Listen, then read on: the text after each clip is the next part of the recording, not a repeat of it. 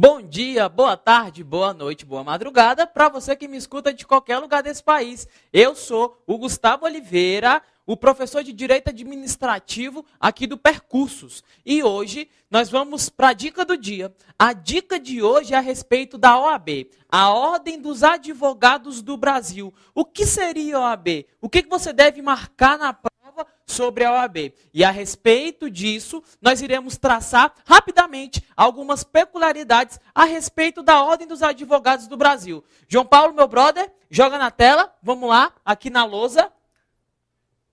A OAB. Qual era o entendimento antigo que nós tínhamos a respeito da OAB?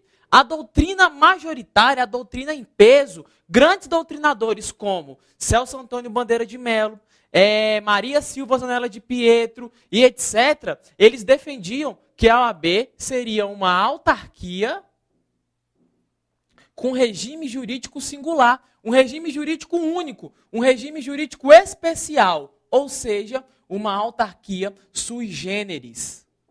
Entretanto, após o julgamento da ação direta de inconstitucionalidade, número 3026 do Supremo Tribunal Federal, nós passamos a ter algumas ponderações, alguns traços diferenciados. E hoje o entendimento que deve se adotar para a OAB, de acordo com os professores Pedro Barreto e Fernanda Marinella, são os seguintes. Me acompanha aqui no quadro. A OAB, ela não compõe os quadros nem da administração direta, nem da administração indireta. Então, presta bastante atenção. A OAB não é autarquia, a OAB não é fundação pública, ela não é empresa pública, tampouco sociedade de economia mista.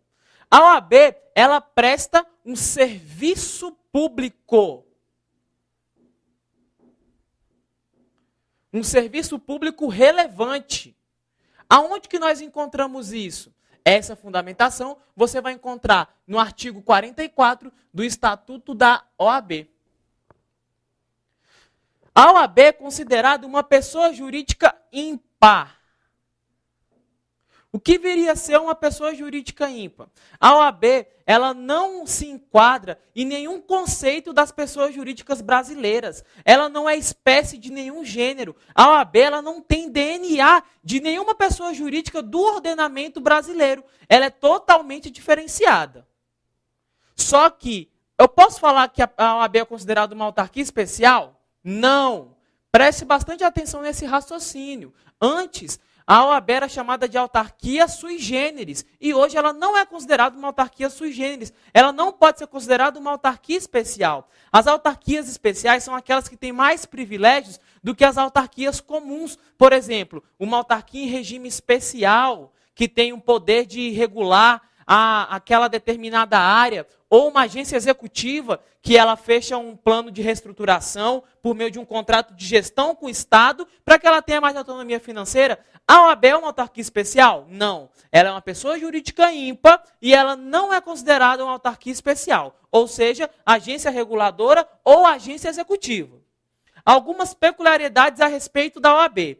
A anuidade do advogado e a multa que o advogado paga para a OAB. Caso ele não pague a anuidade no tempo correto ou cometa algum crime, não são considerados tributos. Então, olha aqui, não é tributo, não é arrecadação do Estado. Não é o Estado que faz a contabilidade da OAB. A sua contabilidade é uma contabilidade privada.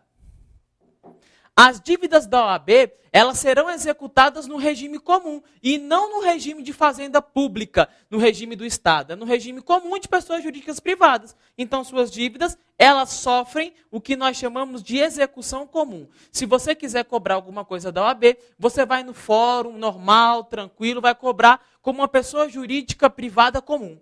Depois, a OAB, ela sofre controle da administração? Ela não sofre o controle externo, que é o controle que o Tribunal de Contas realiza sobre os órgãos, e ela também não sofre o controle interno ou controle ministerial, que é feito pela administração direta. Ela não tem nenhum tipo de controle da administração. Controle ministerial, também chamado de controle finalístico e etc.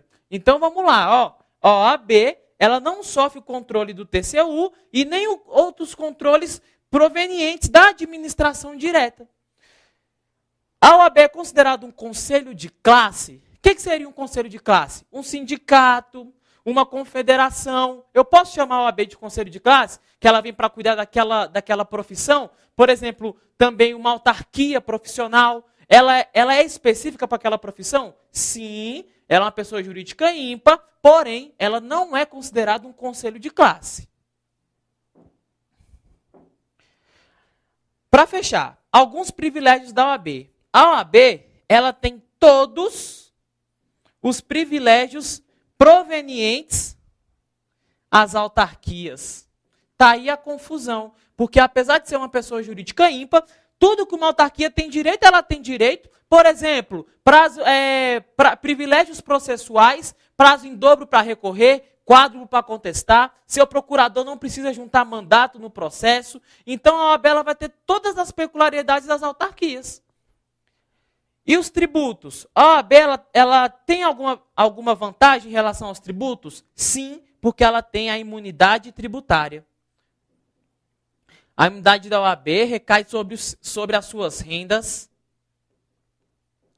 sobre os seus bens e sobre os seus serviços. Tal prerrogativa encontra-se no artigo 45, parágrafo 5º do Estatuto da Ordem dos Advogados do Brasil. A OAB e suas peculiaridades, uma dica rapidinha, fique ligado.